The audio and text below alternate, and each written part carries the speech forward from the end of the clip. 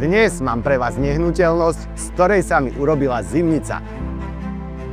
Nachádzame sa v meste Nová Baňa, hneď oproti pošte, kde mám pre vás na predaj túto nehnuteľnosť, ktorá ešte donedávna slúžila ako súkromná stomatologická ambulancia s priestranným bytom v podkroví.